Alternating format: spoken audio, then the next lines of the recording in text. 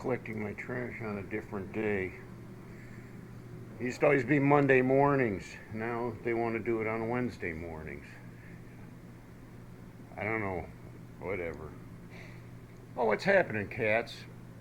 Welcome to the homestead. Saturday morning, so I got chores to do. I've had, about 30 of my house plants to water this morning, so that's done.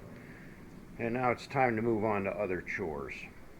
It's something that I'm not entirely proud of, but it was a part of my career for many years, was cleaning restrooms. The park system has a lot of different public restrooms, and they all have to be maintained. And in our park system, we maintain them with a pretty high degree of cleanliness and cleaned them every day and sterilized them. So I guess you could say I'm an expert toilet cleaner. So today my job is going to be to clean this toilet and clean this bathroom up a little bit, even though I don't even hardly use this bathroom at all. I tend to use the one upstairs right above this one. That's my main bathroom. This one is more for guests. So, in the past, my wife used this bathroom predominantly. And so these cupboards and drawers down here were literally filled with her stuff. And I think even today, there's even still stuff that I haven't touched in here that's her stuff. Hairsprays and stuff. I got rid of a lot of it. My daughter took a lot of it, but there's still a bunch here. So I think I even have like her nail polishes down here I should get rid of. Even some of her medications in there. There are things that I tend to ignore because I just don't come in here every day. And so, out of sight, out of mind, I guess. You don't really think about it. So one of these days I'm just going to have to go through there and trash a bunch of that stuff. Because it'll never get used. I personally won't use it. And I don't think any of my guests would ever use it either.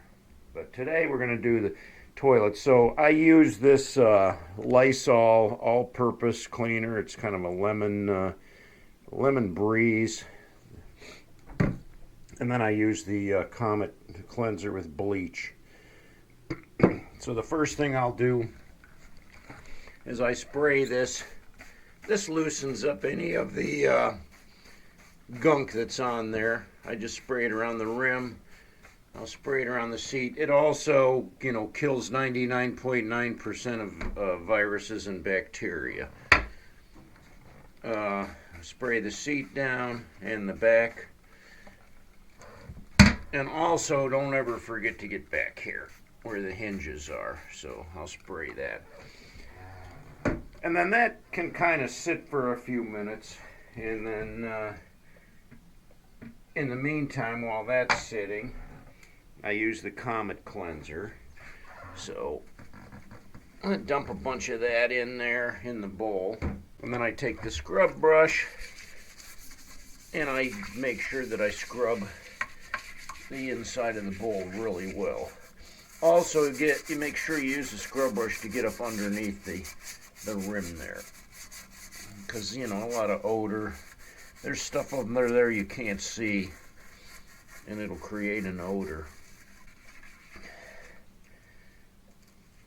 I'll take the scrub brush and I kind of go around the rim.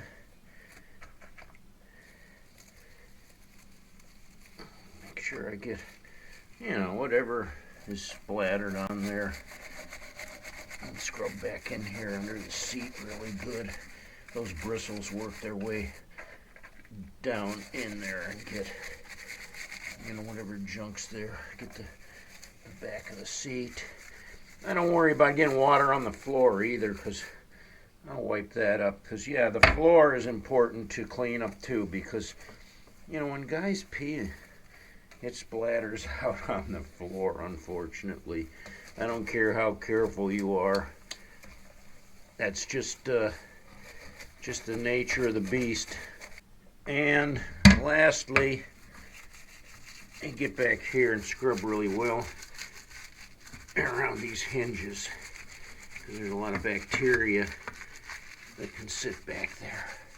When that's done, I just give all this a quick rinse. Rinse that soap off of there. The last thing I'm going to do is just spritz a little of the lemon cleaner on there and then wipe everything down. Be sure to get the handle because everybody grabs the handle and you want that sterile. Wipe all that down. This toilet isn't bad because it doesn't get used very much. Like I said, it's just kind of a guest toilet. So you want your bathroom to smell nice and fresh all the time. Yeah, it's not a difficult task, but the toilet is spotless now, clean as a whistle, sterile, smells nice, lemony. You know, that's how you want your guests to see when they come in to use your bathroom. Now I'm going to clean the sink and I'm going to check the shower. I think my brother was the last one to use the shower, so I'll give that a spit and a polish too. And don't forget to clean the mirror off too. Put the finishing touch on everything. Sparkling clean, sparkling clean, sparkling clean, sparkling clean. Break time. You'll see that I had to shed my hoodie and cool down a little bit because cleaning that bathroom, man, I worked up a sweat. That's a little bit of work. 34 outside, oh, almost 35. 62 in. It was 54 degrees in the house this morning when I came down.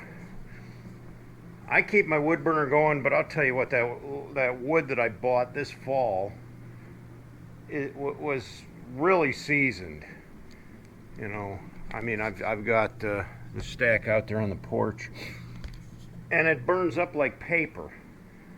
So, yeah, the price was right, and I got a way over a cord of wood for the price of a cord. I got a cord and a half for the price of one cord. But I burned through it so fast, and I had to go out and cut some ash that I had, some dead ash trees. And so I had been burning that on that really cold spell because it would hold heat. It holds a coal better than this seasoned stuff. But I get up in the morning and that's blowing out ice cold air because that seasoned wood doesn't hold a coal at all. So eventually here within the next week or two, I'm gonna have to go out and cut some firewood to get me through the rest of this winter. And man, we've had a cold spell. This Arctic vortex or whatever they call it has kept. Last night before bed, I checked the temperature. It was 7 degrees. So today, being that it's over freezing right now, that's a heat wave. That's actually a heat wave. I can go outside in my t-shirt today compared to what the temperatures have been because they were down in the negative teens, way below freezing. Anyway, a friend of mine asked me if I'd be interested in going to Daytona. Never been to Daytona bike rally. So that's coming up the last week of February and into the first week of March, basically. I've never been there though, but I've watched all the videos on YouTube of the Daytona bike rally. It appears to me to be a little bit different than the Sturgis rally that I've been to numbers of times. To be honest with you, I've never been to Florida, period. And never had any inclination to even want to go to Florida. It's hot, it's muggy, there's a lot of old people down there, retirees. Yeah, so I don't know, it's flat, there's no landscape. You got to be a beach bum, I think, to like Florida. And I never was a beach guy. You know, I was more of a mountain guy, a mountain man. Not a beach bum. you know, the salt water, the ocean, the sun, the sunburn, uh, the waves knocking the wind out of you, and then whatever else lives in the ocean, the jellyfish and the you know, no thanks, no thanks. One time I was out, I think we were at Hatteras in North Carolina, and I was out in the water. I was probably up to my chest in the water, and the waves were coming in, and I see this big dark brown thing coming toward. I mean, it was huge, and I just froze. I had no idea what it was, but it's you know I don't know. I'm scared. I'm like, what the heck is this? A shark or something? And it went right past me, and then it came out of the water, and it was one of those big stingrays, big huge stingray. And yeah, I did a reverse and headed to shore. It's like, I don't know anything about those kind of fish or sea creatures, and the word sting at the beginning of it, no thanks. No thanks. Anyway, not a beach guy. But anyway, the Daytona rally is not so much beach, but you ride up and down the strip on your motorcycle. I don't know that there's a whole lot to do in Florida other than going to the bars or the clubs or resort, the biker resorts or whatever they call them. But here's the deal: if you live here in North Ohio, and you want to go to Daytona, I know guys that have ridden. You find a window, even if it's like 40 degrees one day, you get on the bike and you just put the gear on, you bundle up, and you just go, because the further south you go, it's going to get warmer and warmer as you go. You stay down there for a week or two, and then you ride back. Now, the thing is, you're talking about the end of February, the 1st of March. So your return trip back to Ohio, you have no idea what the weather's going to be. You could be riding into a blizzard. You could be riding into frigid, cold, freezing weather. Unfit for any biker, but especially coming up from a long trip. Could be very hazardous, and it could be a situation where you can't even proceed. I think the one year one of my buddies did it, and he was down in central Ohio, but he rode down to Daytona with his wife, and it was decent weather when they left, but on the way back they hit snow, and they had to get a hotel, and I think they had to find a place to store the bike and get a ride back home, because the weather was so nasty for probably 2 weeks before they could go back down and get the bike and bring it up. The roads were just terrible. It was like a blizzard, snow. They couldn't get there. They didn't want to try to ride back home. Now, I'm sure there's some hardcore guys that would ride in the snow. You've seen the pictures of them, the guys riding in the snow. Saddle Tramp. I saw you tried to take your bike out in the snow, and you couldn't even get partway down the driveway. So it gives you an idea what it's like. Unless you got chains or spikes on your tires, you're not going to do very well in the snow. So yeah, that's the risk you take. So what happens is, anybody in these areas aside from Florida, you have to trailer down there. So the campgrounds are just full of trailers and toy haulers and whatnot, and then they unload and they ride their scooters down wherever you go in Florida. I don't know. I'm no expert on Daytona because I've never been there, but it seems to me like there's a lot of big wheel baggers down there. The guys that put thousands and thousands of dollars into their bike with chrome and paint jobs and everything. They're not touring bikes. You're not going to ride that thing every day. You're not going to ride that to work. They're strictly more or less show bikes. And as far as I'm concerned, they are a money pit, and they're about worthless to anybody who likes to ride motorcycles, other than just, parking in your garage and staring at it. Uh, I prefer a bike that I can take out and ride every day, that it's comfortable, that I can take longer trips on, and I don't have to worry about it breaking down or something happening to it. And that's why I like my 99 Fat Boy. That thing's dependable, and it's comfortable, and I can ride all day on it, and not a problem. Would I ever try to ride to Daytona? Not me. Um, I don't have an interest in going to Daytona Bike Week. I don't know. It's just me, you know. I mean, I might have fun down there, but I don't know. Tell me, what do you do down there? What do you do when you get there? And don't tell me you go hang out and lay on the beach either, because I'm not. That's not me. So, like I said, though, the Sturgis Rally, that's more up my alley. There's a lot to do in the Black Hills area. You can find stuff to do every day there, and take an all-day ride and see things that are just natural beauty and really cool things. So I'm not sure exactly what you do in Florida. Maybe you go out looking for alligators, count the iguanas. But up here in Northeast Ohio, today, if you were to go out, 30, 35 degrees maybe at the highest. The roads are white with salt. My truck's white with salt. And I can guarantee if you went to the car wash today, you'd probably have to wait in line all the way out to the street just to get through there. Because everybody, on a day when it's above freezing, everybody wants the salt washed off their car. I wonder how those car wash filtration system work too, because there's got to be tons and tons of salt that come off of those cars, and I know that water gets recycled.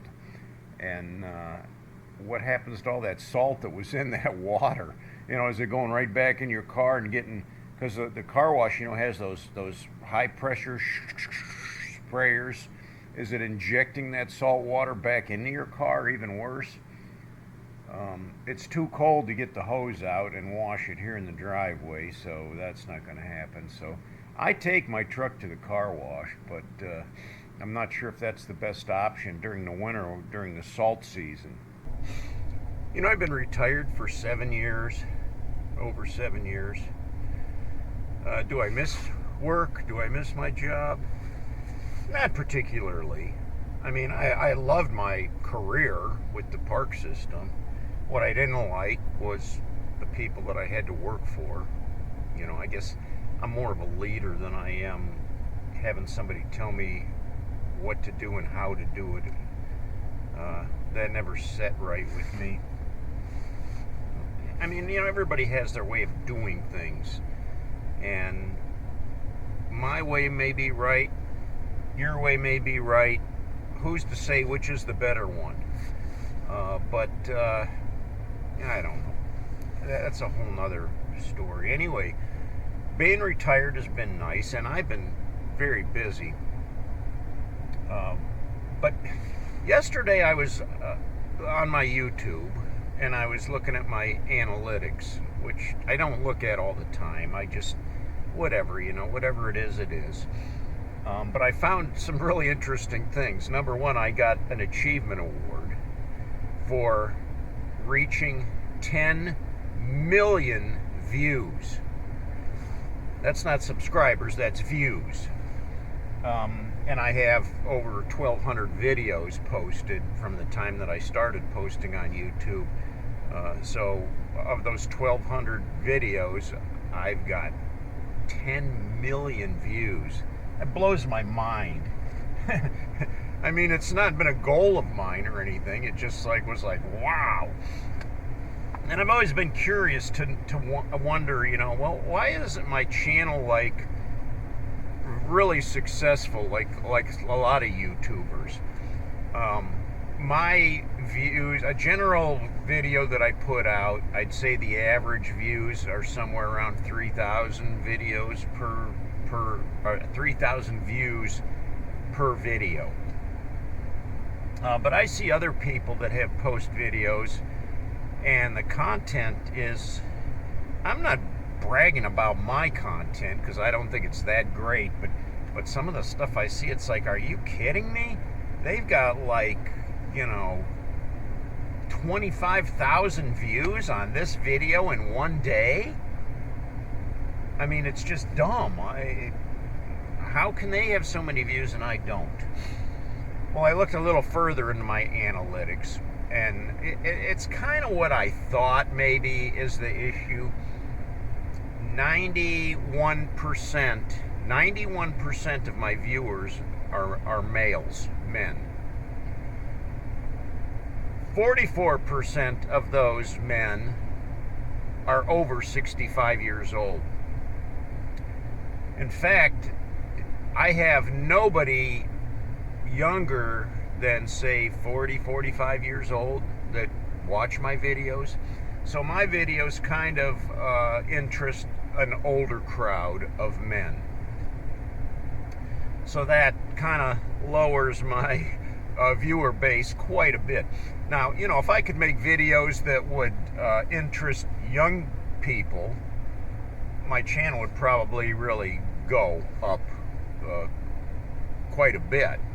But a 70-year-old guy, I can't possibly entertain young people. They don't want to listen to some old fart, They just don't. They have their own way of doing things, and even if I did things that kids like, they wouldn't watch my video, because as soon as they see it's some old guy, they'd be like, not watching this guy.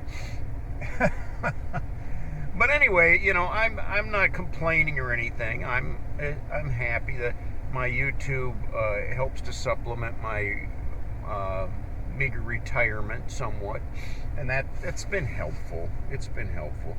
But most of all, I just enjoy making the videos. I mean, that's the big thing. I just enjoy it.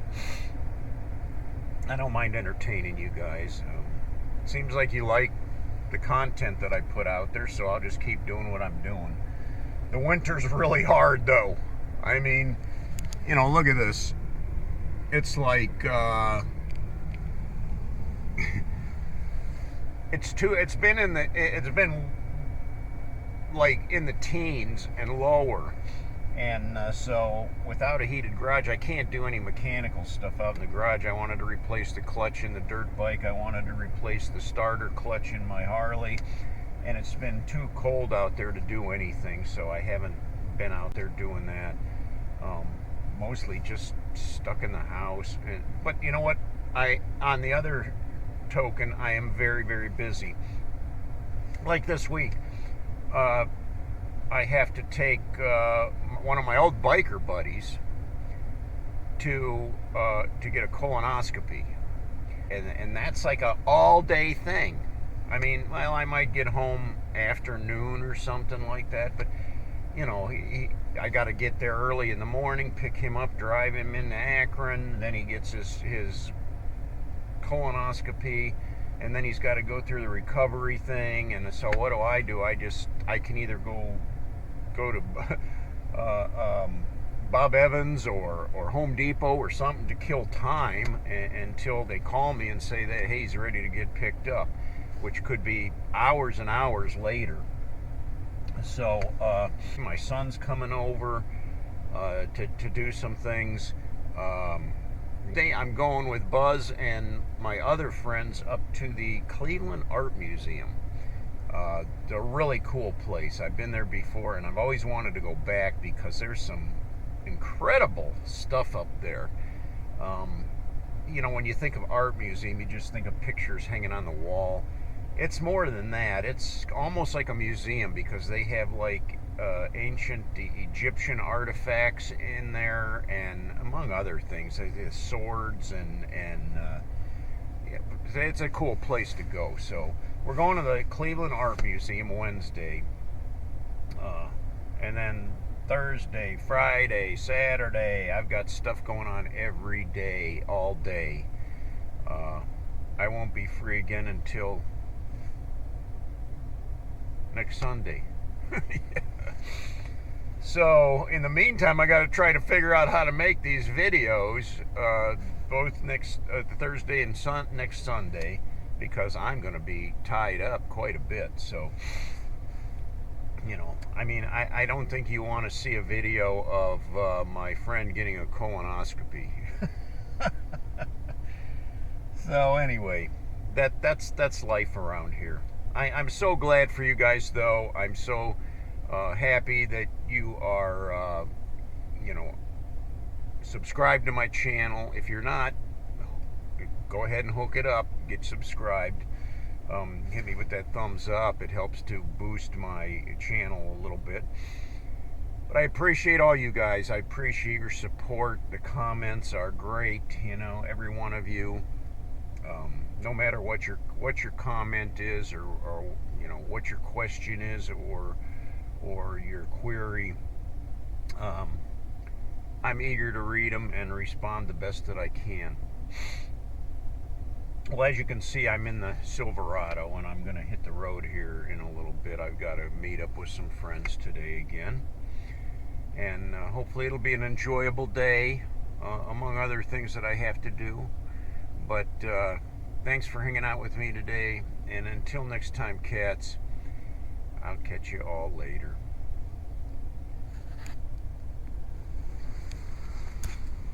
28 degrees.